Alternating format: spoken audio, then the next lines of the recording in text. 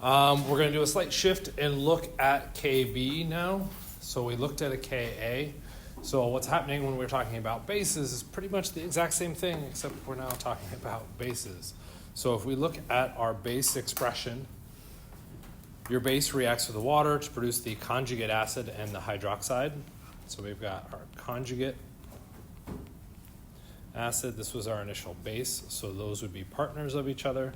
Technically, these are partners of each other for water, but we tend to be less concerned about that one. If we're going to write out a K expression, it's going to be the concentration of our BH plus times our hydroxide over the concentration of our base. So all that should be pretty normal. The reason why we're going to add in and call it a KB is because we see the presence of hydroxide in our expression. All right. So all the same rules that governed our Kas now govern our KBs, because ultimately they're just specialized cases for those individual systems. We need to remember our P being negative log, so we can get a PKB with a negative log of KB. And we get the same rule that we had to memorize or remember for our Ka. The larger the Kb, the smaller the PKB, and the stronger the base. So smaller P values imply stronger characteristics for whatever you were looking at within that system. So we've got a question here. Which is the stronger base? Which would have the higher pH? So it's a blue box. Go ahead and take a moment to talk at your tables. So which is the stronger base? Ammonia.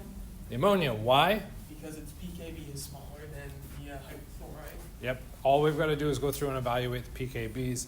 Relatively straightforward, kind of straight out of the gate. Kind of makes sense? You could go through and look at an equilibrium expression if you really wanted to. It's not necessary to answer that question. Okay. Which solution would have a higher pH? Oh, it says pH now, and if we're talking about bases, is that going to change your interpretation? No, why not? Higher pH is a stronger base. Okay, so our same answer comes out of this. Some things to be aware of, because we can do some quick manipulations to our initial question, or sorry, the second question. I could have just as easily gone through and said which one has the higher POH. Does that change your answer?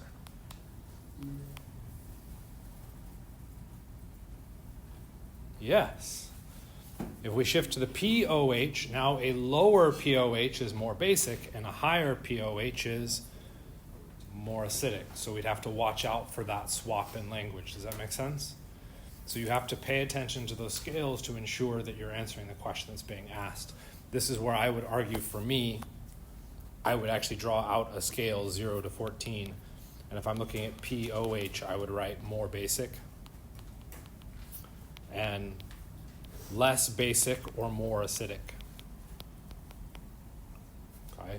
So that way I could then track those individual systems. And if I had a pH, okay, I would do the exact same thing, except I would flip it, 0, 14. Okay, this is more acidic. This would be less acidic. Kind of make sense? That's not a bad idea to have for a cheat sheet. Personally, that's probably something that I would lean into, so that way I didn't have to draw it out each time. It would already be written there, and I could just reflect back to that to ensure that I'm coming in proper contact or proper context for that individual question. Make sense? Last swap we could do on this question. Instead of higher, we could go through and make it a lower. Okay, so we can change higher and lower, and we can change pH to POH. Okay, so make sure that you're tracking, you know which system you're in. Is it the pH system? Is it the POH system? And then decide whether you're dealing with higher and lower, and then what does that mean? Yes, sir.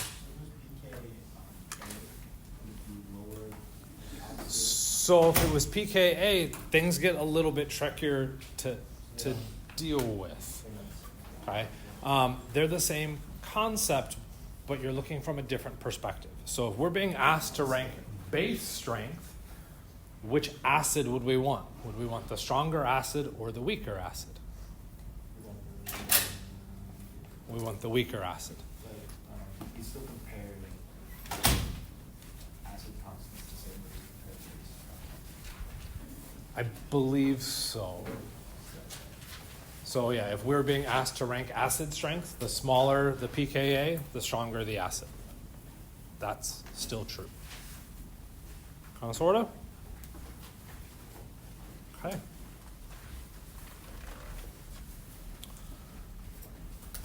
So our conjugate acid-base pairs, we looked at HCN, and I think technically that last slide had CN minus. When we're going through and grouping that CN, HCN is a conjugate partner with the CN minus. That would be our conjugate acid-base pair. If we're looking at how CN minus responds or acts as a base, it's not technically fully the reverse reaction. What we're saying is, how does CN minus respond to water?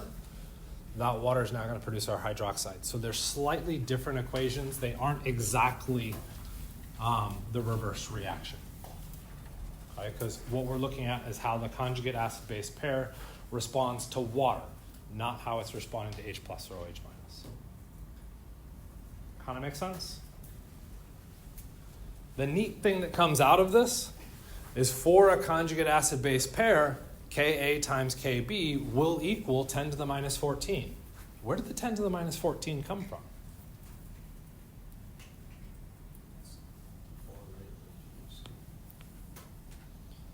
It has to do with the pH scale.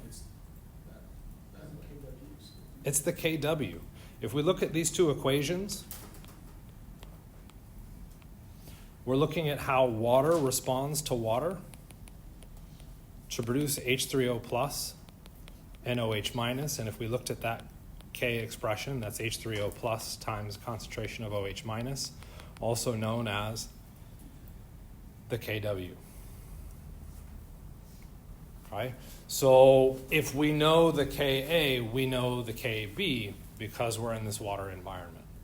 We can do it from Kas and Kbs where we're doing the multiply, or we can go through and do it additive up to 14, and that's because we've shifted out to that log scale. So you can look at mathematical operations on how that converts out, but it does. Kind of, sort of? Mostly just kind of informational. So we got a blue box. We've got relationships between Ka, pKa, acid strength, and Kb and pKb and base strength. So what you need to go through and do is fill in the table using your relationships. So we've got a bunch of different equations at the bottom. You want to identify your pKa's, your Kb's, and your pKb's. You can talk at your table, you can divide up the work, but we want to try and get that table filled in, and I'll give you a second to start to manipulate it. So theoretically, you should be able to fill in the table with these numbers. Okay? If you were watching how they were actually filled in, which you probably weren't, at least as far as the recording goes, we did the pKa first. Okay, how do we calculate the pKa? We're going to take the negative log of our Ka, relatively straightforward right there using that equation. Okay, and then if we look at the next part, we could go through and solve for the Kb or the pKb depending on our preference. Okay, the individual that I happen to be hovering over and watching solved for the pKb first. Why would they have solved for the pKb instead of the Kb first? Why is it easier? What are they using to solve for that one? I messed up. Put in like 12%. PKB, the second one should be 9 or 10.3. The second one is 10.3. Yeah, and then when you go to the calculator, It's still it should the be negative 5.01 11. times 10 to the negative 7. He just said it was negative 11. Oh, negative 11. I got negative 11 too. Okay, that's We're right. going to put that at negative 11. Okay. So theoretically, the pKb was easier because you're just dealing with 14, okay, with that manipulation. Okay, so that should make it a little bit easier. Theoretically, those calculations could be something you could run in your head or just do pencil and paper pretty quickly. Kb is a little bit trickier to deal with, and depending on how you wanted to go through and solve it, you could set it up a couple different ways. Okay, you could go through and use the Kb expression, 10 to the negative pKb, or how else could you have gotten it?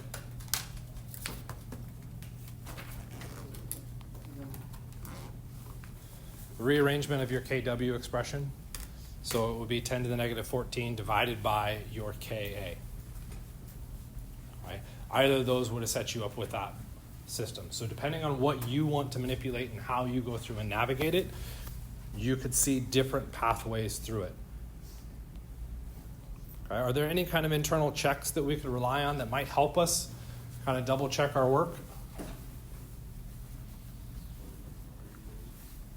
So we could try and go through and do other equations. Okay, acetic acid. Okay, acid or base?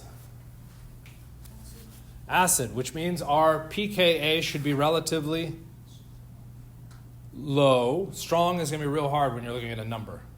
Is 4.7 strong? Okay, that's a real hard expression to go through and evaluate. Okay, but it should be low. If we go through and look at its Kb, we're looking at something that's relatively high. What are we comparing to when we say low and high? I think you said it. No. 7. Right, because we're looking at this 0 to 14 system, so we're on that opposite end. So if we're under 7, we're looking at a more acidic environment or a more acidic kind of compound. If we're above that 7, that starts to put us in more of a base category. Ballpark within these systems because we're in water environments. Okay? So at least the P scales help us out, and then we could go through and make sure that we're seeing a pretty big swing with our Kas. If we're seeing a -5 for our Ka, our Kb needs to effectively account for that extra difference, and that's where we're going to get that 10 to the negative 10. Okay, so we're getting close to that negative 14. You might be like, isn't that 10 to the negative 15? But you have to factor in the size of the numbers that go in front of it. Make sense? Okay. Which is the stronger acid? Sorry, I didn't hear you. Which one was the stronger acid? Okay, the formic acid. How is formic acid the stronger acid? Okay, it has a lower pKa. Which species is our stronger base?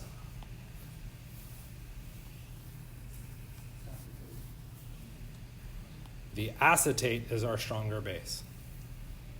So the stronger the acid, the weaker its conjugate base. Okay, so we do get that comparison within that. We do have to make sure that we're referencing the conjugate part of that reference. So we're saying formic acid may be a stronger acid. We're not saying that means it is a weak base. What we're saying is its conjugate base is a weak base. So you have to realize that you're modifying the structure by playing with those hydrogen ions. Kind of, sort of? Which then takes us to a summary slide that summarizes all of those numbers for us. Okay, it looks like they decided to carry out some more sig figs. Okay, which would have a lower pH, a 1 molar solution of acetic acid or a 1 molar solution of formic acid? What is pH scale a measure of?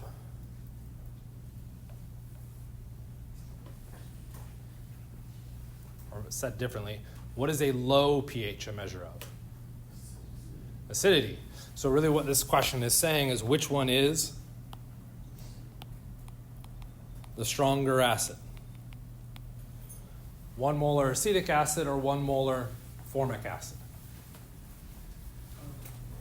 Formic acid. All we're doing is rephrasing the question with slightly different ways to quantify and measure that, and you're going to get the exact same answer that we just addressed in the previous slide. Yes, sir? So the our test compares two acids, which one's the weaker acid, stronger acid?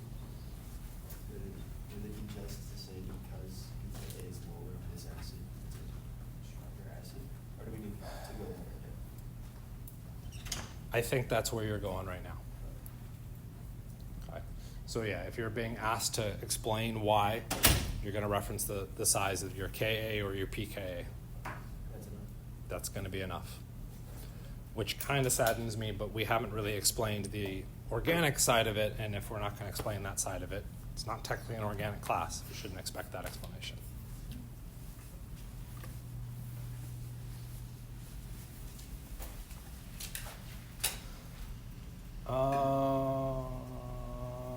This shows up in a later slide, so we're not going to stress about it. So what's the concentration of H3O plus at equilibrium if we have a 0.02 molar acetic acid solution when it reacts with water? Calculate the pH of the solution. Okay, so we've got a couple different things floating on in this, and we got to be aware of some of the conditions. Okay, the big primary condition that we want to worry about is if we're going to be asked for the pH or the H3O plus. The H3O plus at equilibrium is clear, it needs to be at equilibrium. But pH is an important observation. pH is always monitored at equilibrium. Okay? So once we know the H3O plus at equilibrium, that is by definition when we're going to calculate the pH. So the pH has already always established that line. Okay? So how could we go through and determine what the concentration of H3O plus was at equilibrium? Do we know anything? What do we know is true at equilibrium? We know the Ka. So I'm going to erase that picture. We know our Ka is the CH3CO minus times concentration of H3O plus over concentration of CH3COOH, right? We know that to be true. Looking at that equation, we need to solve for the H3O plus. Do we know the other three things?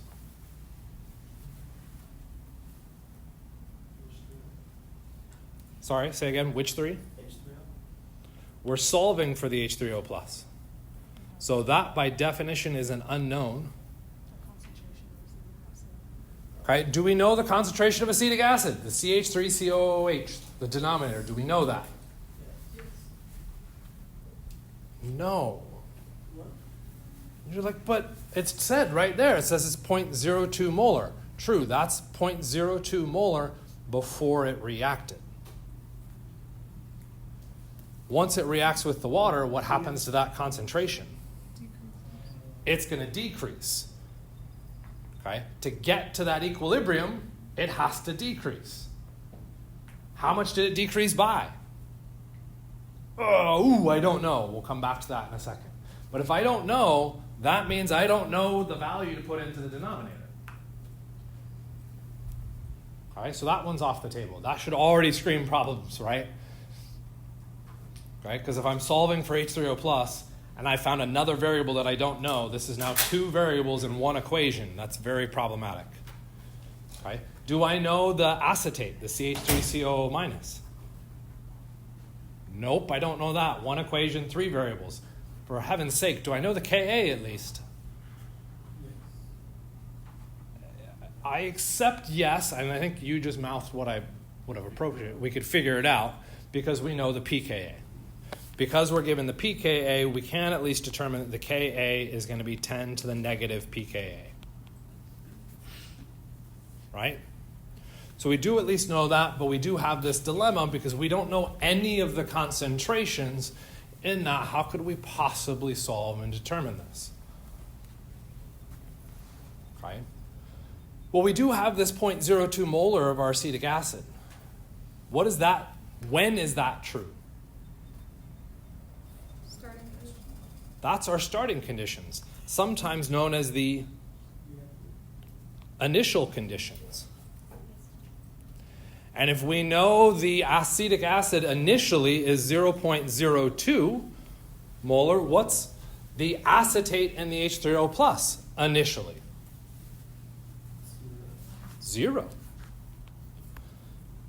Right? We have to run under the assumption if we're not told what they are initially 0. Right? I could now go through and calculate a K. It's not a K because we're not at equilibrium. We'd get a K value that would be 0, and that's not our equilibrium value. That would be our Q.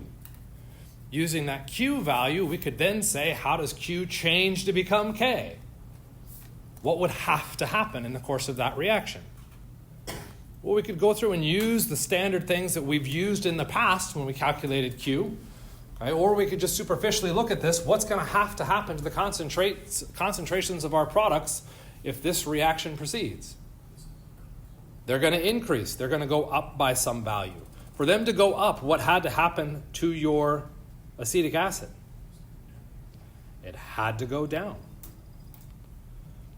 Okay. How much is it going to go down?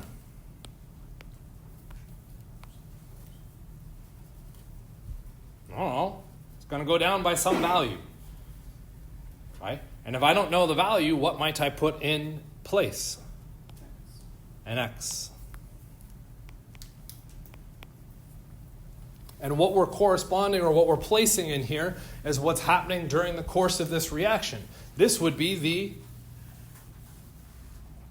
change in the concentrations of our reactions. And it's going to change until we achieve equilibrium. And what have we just discovered? Ice tables. Okay. The equilibrium is really just going to be the sum of the things above it. So I'm going to get 0.02 minus x. 0 plus x is going to be x. 0 plus x is going to be x.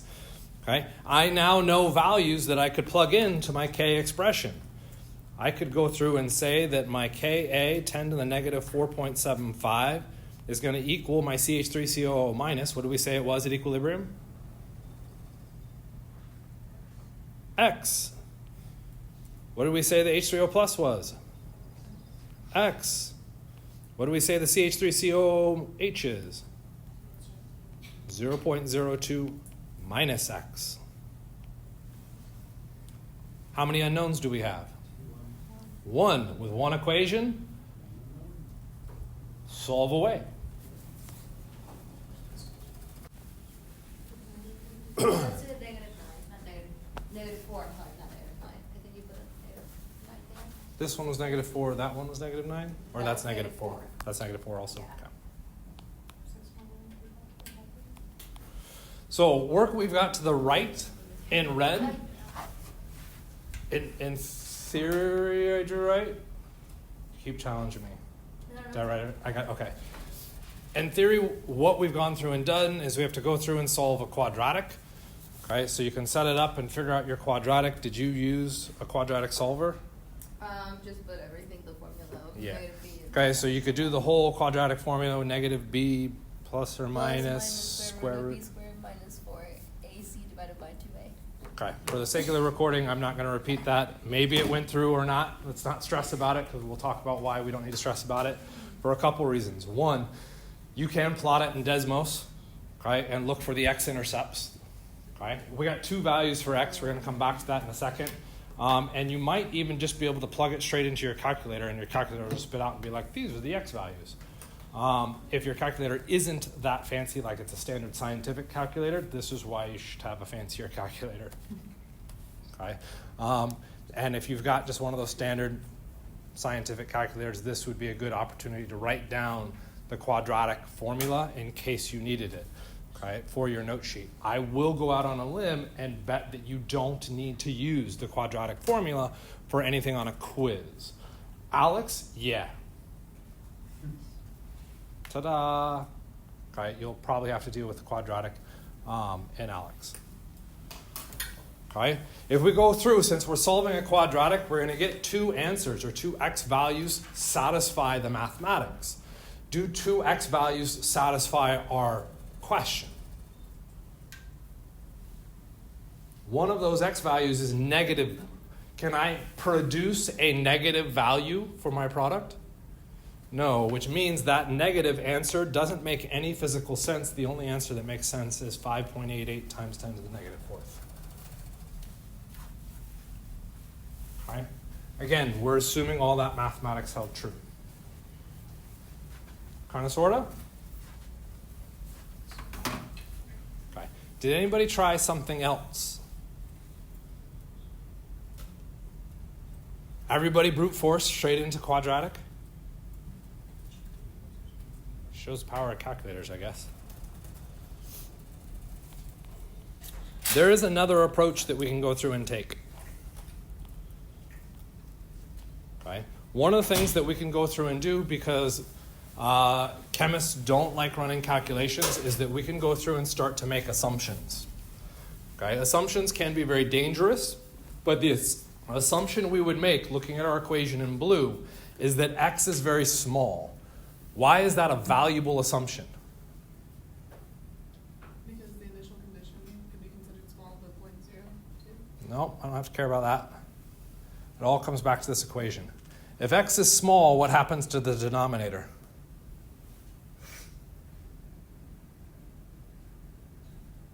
Becomes 0.02. If I assume x is really, really small, okay, really what I'm saying is x is much smaller than 0.02, which means that x drops out of my expression. Crossing out an x with an x was a dumb idea. Scribble, maybe? Okay. How does this change my expression? Well, I'm now going to get x squared equals 0.02 times 10 to the negative 4.75. Now it's not solving a quadratic necessarily, but I would take the square root of both sides and I would then get an x value. Okay, was somebody testing me on what that calculation came out to be? 6 times 10 to the negative 4. Oh, yes. 6 times 10 to the negative 4. What did we get as an answer? 5.88 times 10 to the negative 4. Are those two answers pretty dang close? Yeah. Okay. Because they're so close, the assumption technically holds true. Okay? The only way we would know that assumption held true is if we went through and checked both the quadratic, our red formula, and our green formula. That's a bit redundant. How else could we check? What we'd actually go through and do is compare your x value to the 0.02. Okay? I believe it's a 5% rule. Okay? As long as you're within 5%, or smaller than 5% away, you're okay. Go ahead. Now, for the test, or is the quadratic something? So, and that's where I'm going out on a limb and betting that I'm going to guess that you're not going to need the quadratic on the quiz. What you would use, if you're even going to use it, and that I genuinely don't know, is you would run the assumption. Because it simplifies the calculation process. It shows that you understand what you're doing without having to do a whole bunch of mathematics stuff. Right? So I would bet on the quiz that you're going to run the assumption and the assumption would be valid. Okay? Officially, you should check it. Okay? So you take your 6 times 10 to the negative 4th, divide by 0.02, and multiply by 100. Is the number smaller than 5? Yes? Assumption's valid. If the number is larger than 5, the assumption is not valid, and you have to go through and do the full solve. Okay? Kind of makes sense?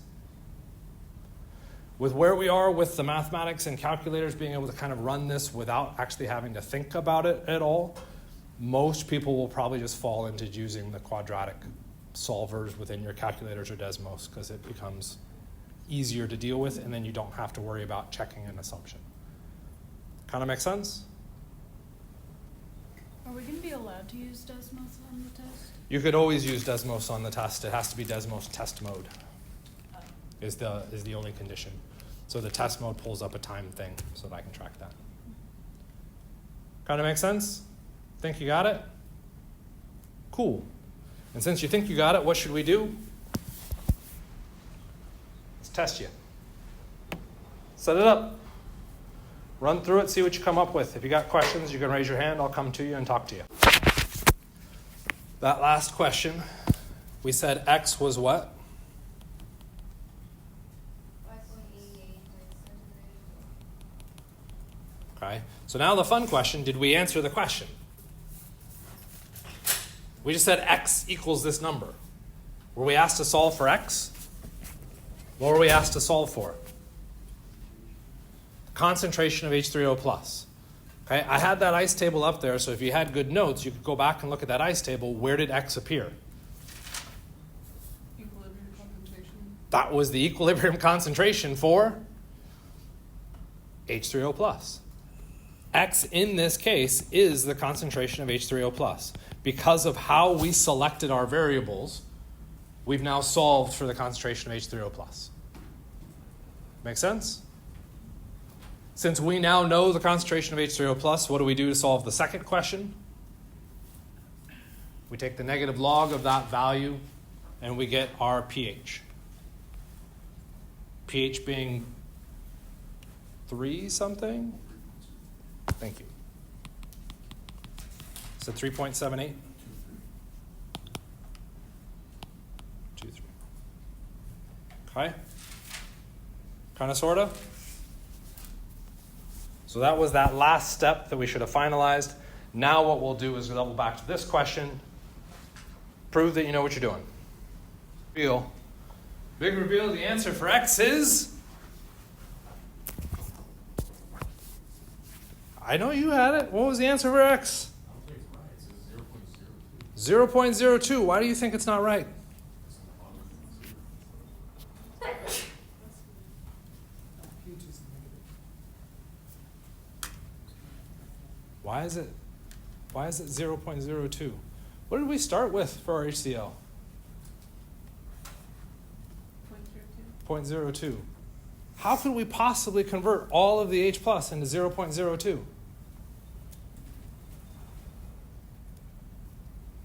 There's a couple big hints that should have tipped you off.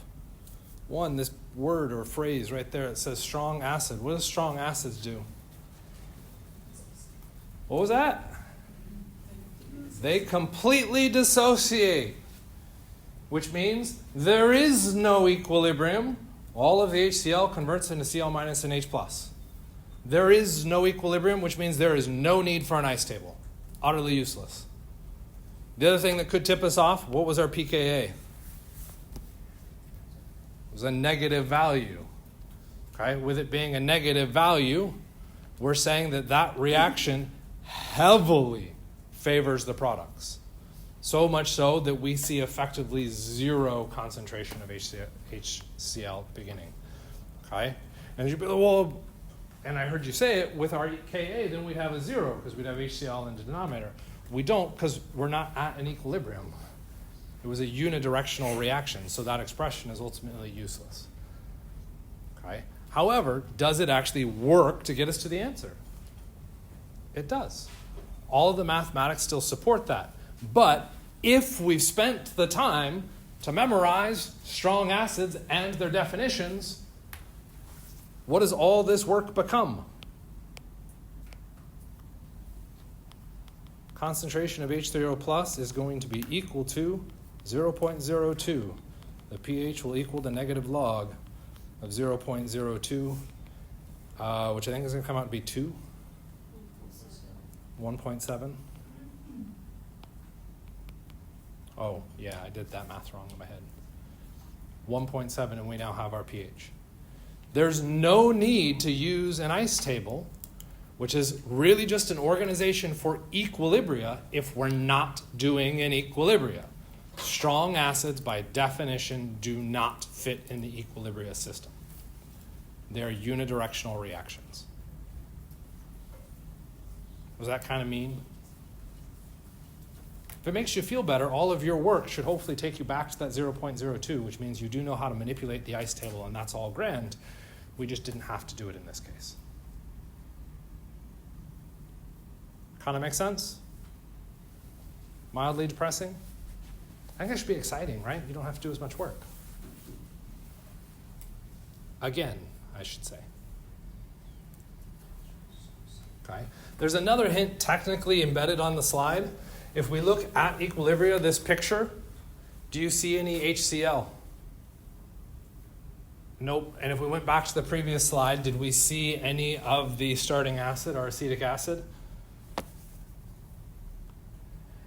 Yeah, this is our starting acid. Okay. So that picture was another tip-off that what we were looking at initially for the acetic acid was an equilibrium system. We should be dealing with ice tables and all that fun jazz. As soon as we move to strong acids, we don't need to worry about ice tables at all. Okay? And that simplifies our solves immediately. Exciting news. Or not. Right? So the pH of an acid solution does depend on the Ka. What else does it depend on? What is pH? What is pH a measure of? Totally fair answer, not the answer I wanted. concentration of H3O? That's what I was fishing for, our concentration of H3O plus. Okay, and if we go through and look at a Ka expression, our A minus times our H3O plus over our HA, the H3O plus and the Ka are tied to each other through that expression, but what else is tied to the H3O plus? Concentration of your HA. Right? So if we look back at all the questions that we've walked through, okay, all of those questions started with a parent acid, our HA, with the exact same concentration in all of our comparative systems. Because in all of those comparative systems, what we were trying to do was build the relationship between acidity and our Ka. What we have to realize is the concentration of our acid will also directly affect the H plus concentration, not just the Ka. So I can look at a solution of hydrochloric acid. That's a really strong acid. It should produce a high amount of H plus. That's absolutely valid. Okay? But if I take a 0.00, however many zeros, 1 molar solution of HCl, that's going to produce a pH of 4. If I change acetic acid, a weaker acid, but make it more concentrated, a 0.1 molar solution, the pH is lower. I have more acid present in a weaker acid solution? Yes, because I put more of the acid compound in there. Right? So we have to be a little bit careful when we're making our comparisons to know exactly what we're referencing. If we're looking at concentration of H+, the Ka has a strong effect and the initial concentration has a very strong effect. So you have to make sure you're taking both of those things into consideration when you're making a comparison. Okay? And I'm fairly certain in the past I've seen questions in ALEKS that would do something like that. You have a 1 molar solution of acetic acid and a 5 molar solution of formic acid. Which one has the lowest pH? Right? You can't do it just based off the molarities. You can't do it just based off of the Kas. What you would have to do is actually run the ice table all the way through to figure out what your H+ concentration would be for each of those solutions before you made the fair comparison. Make sense? Only half the class had lab at 7. The other half should have been asleep, which means you should be awake now.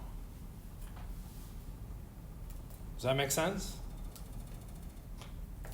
Okay. So, what concentration of acetic acid would you need to make a solution as acidic, same pH, as a 0.1 molar solution of HCl? Okay. pH was a measure of what? I'm going to get the same 2 answers again. Thank you. Get our concentration of H3O plus when? At equilibrium. The pH is defined at equilibrium. Okay, so what we're trying to do is figure out what's going on with our acetic acid. And if you're like, I don't know what the formula is for acetic acid, does it matter? Okay? If it's an acid, it needs to have a hydrogen. What would be a good symbol for acetic acid?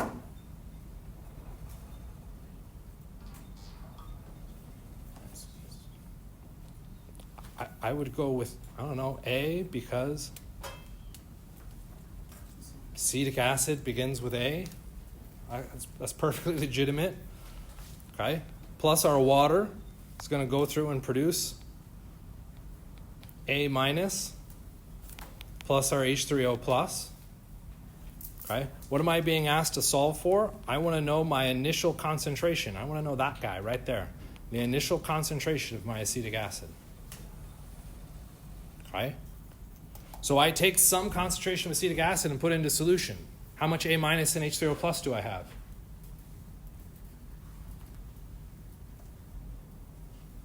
Rhymes with hero. 0. Okay? There is no initial concentration of those. Those are 0. Okay? What's going to happen? Well, we're going to get a change. In that change, what's going to happen? Say again? What's going to increase? The products are going to increase. The reactants are going to decrease. Okay? And this is where we're going to get some kind of weird potential stuff showing up. If we're trying to solve for the concentration of HA and we don't know it, what might we put in its place? Instead of a big gaping circle. X, because we're trying to solve for that, right? Okay. How much did my A minus and H3O plus increase? I don't know, they increased by some amount. Ooh, but now we got a problem, because we can't say X, because now we'd be using two variables that mean different things. So we could go through and bring in a Y for each of those. Which means what happens at equilibrium? I would get X minus Y. I get Y, and I get Y. How could I possibly go through and solve? Well, I could try and set up a Ka expression, and this is a slightly poorly worded question because we should know the Ka. Right? The Ka, I believe, is 1.85 times 10 to the negative 4. Okay, we'd have to pull that off the previous slide. Okay? Monday freaked out about that number being pulled out of thin air too. Okay? For those people freaking out about it. You would have to be given that, and I'm not positive that's the right number. You have to be given that to solve this question. Okay? What is this then going to equal? Well, our A minus times our H3O plus. All over the HA, right? Do I know what the A minus is? I know it's a variable. I know the H plus is a variable. And I know my HA is X minus Y. That's a lot of variables for one equation. Do I have a little bit more context within the question?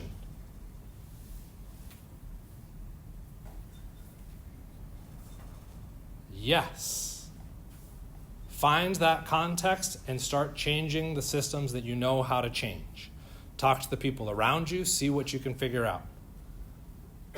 So first and foremost, it says same pH.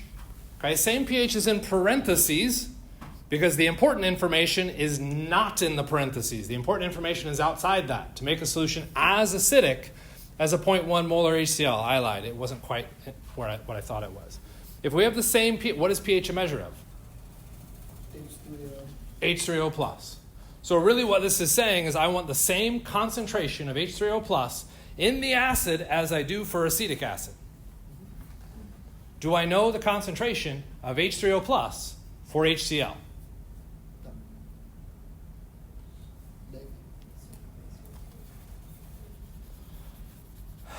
You're pulling information from the right slide, but unfortunately you need to pull the information from this slide using the context of that slide. We just went through a slide, right? I'm not going to go backwards. I don't want to delete all my work. It's 0.1. What does a strong acid do? It completely dissociates into the ions. So when HCl hits water, what happens? All of it turns into H3O plus. So when I'm looking for the same concentration or the same acidity as the HCl solution, how much H3O plus is in a 0.1 molar HCl solution? 0.1. And I want the concentration of H3O plus to equal the same in both systems. And if they equal the same, what is Y? That's actually 0.1, which means this Y is 0.1, which means this Y is 0.1, which means the equation that I go through and get is going to be 1.85 times 10 to the negative fifth is going to be equal to 0.1 squared divided by x minus 0.1. How many variables do I have? 1. Now I can go through and solve the concentration for x.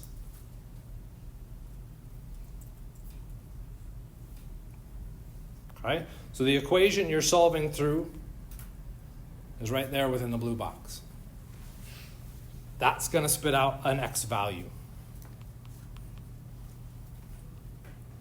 Okay? Just to get an idea, is acetic acid as strong an acid as hydrochloric acid? By definition, no. Because HCl is a strong acid, acetic acid was not a strong acid. This is why it's powerful to have your strong acids memorized. Which means, what should the amount of acetic acid be? A larger number or a smaller number than 0.1?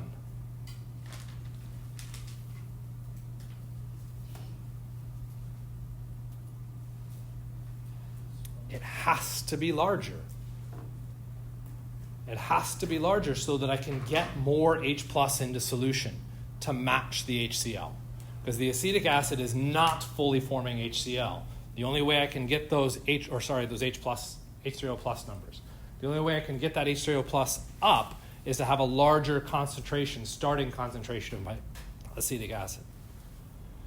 So we can now punch into the calculator and we should get a magic number for X.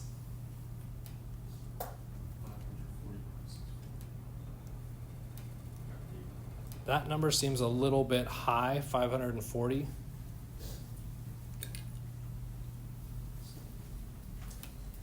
It's equal to 1.85. What's the other ones? Yeah, I don't think it's 540. The other class got that number too, I think. It's one of the answers. There shouldn't be a one of the answers. There's only one X. There's not a square here. Yeah. Which is why I mean, it's the only positive answer that I see. There's only one answer, period. Because you're not doing a square. I mean, if that's the right KA, You getting 540 as well? I got another number for I'm using something that I dislike and I'm trying to find solutions. You get 1.85 times 10 to the negative fifth times X minus 0.1 You got 540, right? times 1.8 times 10 to the negative fifth equals 0.1 squared.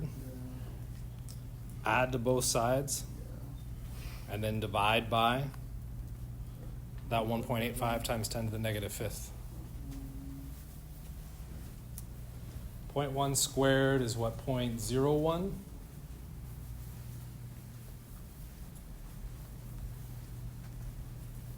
I think. Yeah.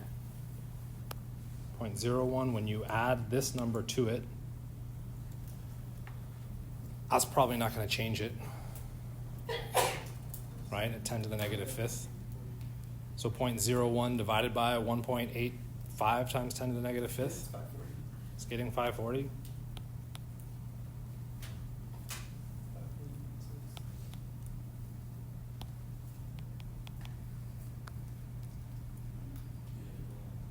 X 40.6.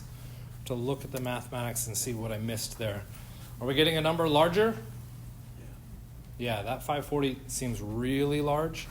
And so I think we missed something within that system. All the work's aligning, so I'm going to have to check that Ka number to make sure I didn't goof something with that Ka. But what's happening is we're getting that larger concentration of acetic acid to get that to come through.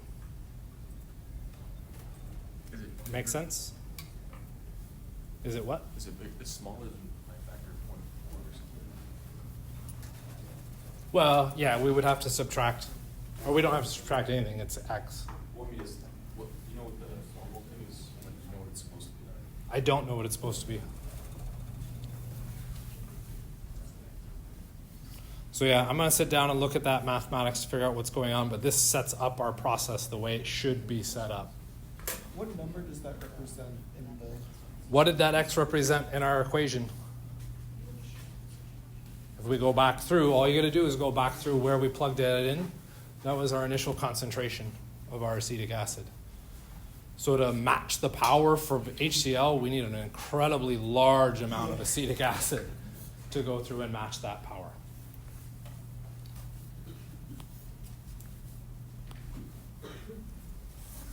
Which I think is what it's trying to get at. Yeah, which looking at this could very well be true. I'd have to poke at it a little bit more. I'll rerun the numbers and see if I can see something else that I'm missing. So we've got a different system here. Which is more acidic, a 0.001 molar solution of nitric acid or a 1.5 molar solution of benzoic acid? Okay. This question is phrased a little bit oddly, saying which is more acidic. And then they give us concentrations. So when they're talking about which one is more acidic, what do you think they're asking?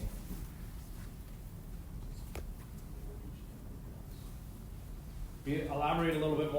more H3O plus?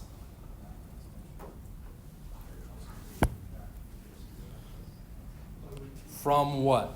So I've got this beaker full of nitric acid, and I've got this beaker full of benzoic acid. What I believe this question is actually asking is which one of these has a higher concentration of H3O plus. And choose to organic. H3O plus versus H3O plus here. What it is not asking is which of these is the stronger acid. Because if it was asking which of these is the stronger acid, nitric acid. Doesn't matter the concentration. Nope. So that concentration would be meaningless information to include into this question. Right? Since that concentration is included, I think exactly your interpretation is exactly what it's actually asking. How much H3O plus is found in each of those containers? Okay? So how would we go through and figure out how much H3O plus was found in each container?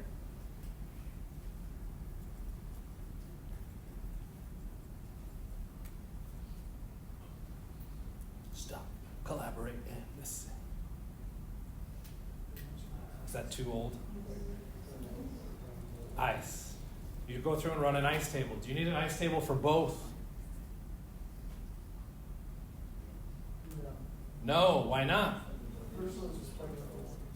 The first one is just 0.001. Why? Nitric acid is a strong acid. Because we know it's that strong acid, we don't have to stress about running that calculation. We know it's 0.001, which means we just have to figure out the concentration of H3O plus for the benzoic acid, which means really only one ice table. So we could again set up our system where we've got our benzoic acid. I would go through and call it HB because it was supposed to be a fast question. Benzoic begins with the letter B. Okay. Plus my H2O gives me my B minus plus my H3O plus. Do I know my initial concentration? I know that was 1.5. I know these are zeros. Change minus X plus X, equilibrium, 1.5 minus X, X. I was given, God, freaking pKa's. It's killing me. Ka is going to be 10 to the negative 4.2, which is then going to equal x squared over 1.5 minus x. This is one where the assumption will probably actually hold. How do I know? Look at the size of your Ka. If your Ka is about 10 to the negative 4 or smaller, the assumption usually holds. Right? It's right at 10 to the negative 4 that you get a swap when you start losing the validity of the assumption. Right? So we could go through 10 to the negative 4.2 times 1.5, square root, and we now have two x values. Only one of those x values will be valid. And that x value would be equal to the H3O plus concentration. What did we get for x? Did anybody actually already solve it? 1.5 minus x. That's a minus x. Okay? And this is where the ice table comes into play. You're pulling that information straight off the ice table. That's that change. Right? So you should be using the ice table to align your mathematical symbols, not my handwriting, nor your handwriting. Acknowledge what that ice table is trying to tell you with those mathematical systems. As you go through and solve these faster and faster, you might start to shortcut and not use the ice table. You don't technically need an ice table to do any solves. Okay? The only reason we have the ice table is to organize our flow of thought so that we know where those systems are. What do we get for x? 9.7 times 10 to the negative 3. What was our concentration of H plus for the nitric acid? 0.001, which can be kind of misleading because we've got 1 as a power of 10 and 1 not. Zoom recording, 1.0 times 10 to the -3, coming straight from our equation up above. So now we could go through and compare our x values, those x values being our H+. Which one has a larger concentration of H+? Red or blue is the bigger number? Red's the bigger number. It's getting closer to making that jump up. I do the same thing all the time, unfortunately, so make sure you're careful with that. Red's the bigger number, which means which one was more acidic?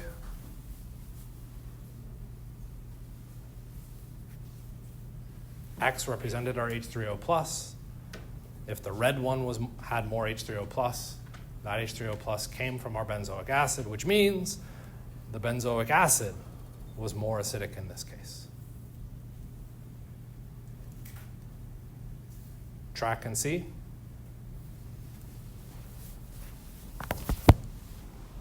Okay.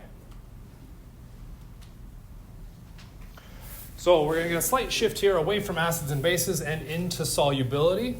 So if we look at an ionic compound, when we add it to water, depending on the different kind of strength of the ionic lattice, okay, if it's, say, a soluble compound like sodium chloride, when we dissolve it in water, that ionic bond is broken and we form the hydration sphere, okay, all the water molecules around the individual ions. And what we've done is effectively broken the ionic bond in favoring of a whole bunch of hydrogen bonding type interactions. Okay? That would be our salt having dissolved. Okay? This should be familiar from 151, because in 151 you studied the double replacement or the double displacement reactions. Okay? Those reactions, to predict whether a chemical reaction happened, you would interpret the solubility. Did you get a change in phase? And if you saw a change in phase, ta-da, you now say you had a chemical reaction. That change in phase was dictated based off our solubility rules. So we've got a fancy solubility chart here. Since it's in this slideshow, I'm assuming if you took 151 with her, you saw a similar slide. The solubility rules are formatted in a variety of different ways depending on what you're trying to show and if you're trying to make it easier or harder for people to go through and memorize. Okay? In this particular case, we don't care about memorization. We just care about are they soluble or insoluble. If they were insoluble, what phase are they? Solids. And if they're soluble, they would be aqueous. Okay? So in 151, we just use that to say, hey, ta-da, they're done. Okay? We formed a solid and the reaction is done. Okay? It doesn't dissolve. That's why we see it precipitate. We're now 152, and what do we know to be true about all of those insolubles? They actually have some solubility. And so what we want to understand is what is that solubility, right? That solubility, as the next slide is getting to, is looking at a spectrum. So if we're going to bring in our 152 content, do we want to look at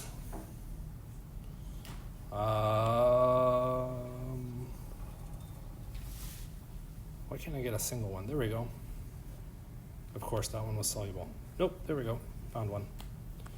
If we looked at chloride ion plus silver ion, if we were running 151, what happens is we form solid silver chloride. If we were to write a K expression for this, what would our K expression be?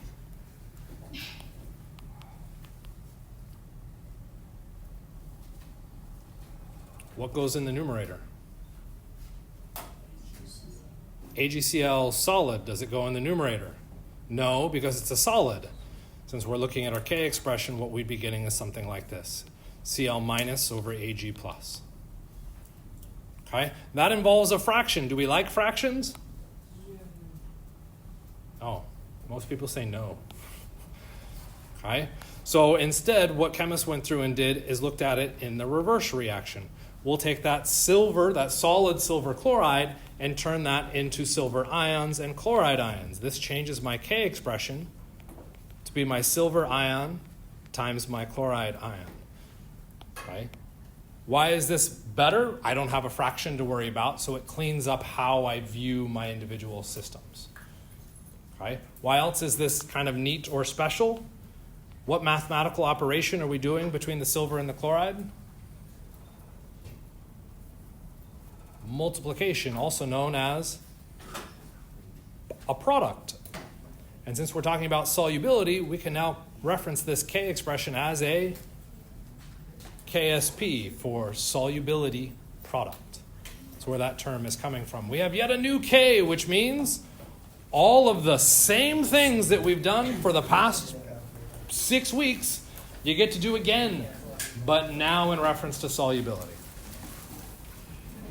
Okay? Same process. Just because I know the next slide is simple to get through, I'm just going to push that. All we're talking about it is being on a spectrum, and that spectrum is dependent on the magnitude of our KSP value. Where we'll pick up is looking at this on, what is today? Today's only Tuesday. So on Thursday, we'll talk about the next thing.